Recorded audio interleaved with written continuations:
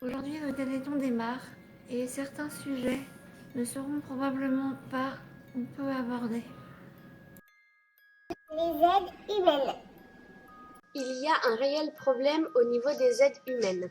Les ADV ne sont pas assez valorisées dans leur métier, elles sont payées uniquement au SMIC, il est très dur de trouver des personnes qualifiées, le manque de salaire n'encourage pas les filles à rester à leur poste. Pour la même raison, il est très difficile de recruter du personnel.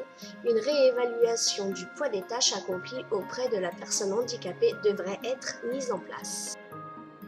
Les essais thérapeutiques. De nombreuses avancées ont été faites pour prolonger la vie des personnes malades.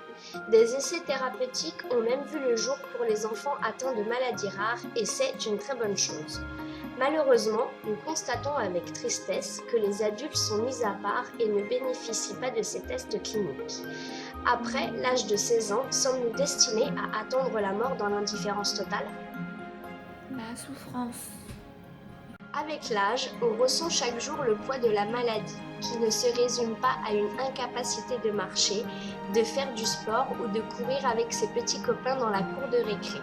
La myopathie entraîne beaucoup de douleurs dues à l'immobilisation, comme les rétractions, les escarres, l'ostéoporose et les fractures qui s'ensuivent, mais aussi l'arthrose qui s'installe très vite.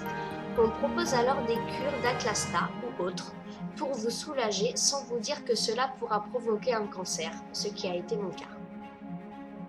Pour une vie autonome.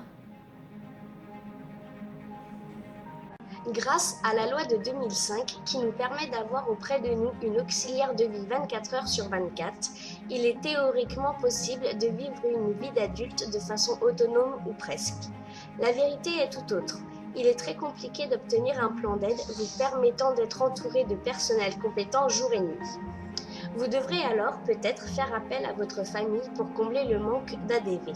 Par ailleurs, il faut gérer son budget, payer son loyer, ses courses, ses charges, sachant que nous sommes en dessous du seuil de pauvreté. À quand une revalorisation de l'AH ? Le regard des gens. Le Téléthon a permis aux gens d'avoir un regard nouveau par rapport aux personnes handicapées. Ainsi, nous pouvons sortir sans que cela ne dérange trop la populace. Malgré ces pas en avant, nous sommes toujours victimes de regards méchants, dégoûtés ou apeurés, qui nous mènent trop souvent à des situations racistes. Personne ne s'assoit autour de nous, ça ne vous rappelle rien ?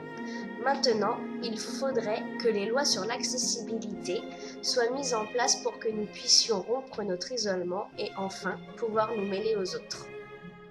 Le suivi médical. Il existe des consultations pluridisciplinaires pour les enfants, leur permettant d'effectuer tous leurs examens dans la même journée. Quand vous passez dans les services adultes, on vous impose une hospitalisation de 2 jours pour faire votre bilan annuel qui pourrait se faire en quelques heures, mais cela ferait perdre de l'argent à l'hôpital. Le suivi des patients plus âgés est devenu laborieux et trop souvent bâclé. Par conséquent, si l'on souhaite rester en bonne santé, il faut chercher des praticiens de notre côté. À quand un service pluridisciplinaire pour les adultes ?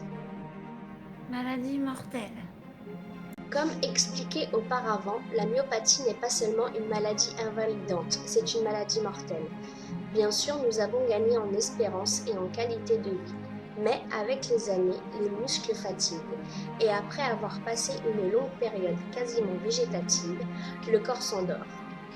J'aimerais donc que l'on arrête de faire croire à la terre entière que nous sommes juste gênés par notre infirmité.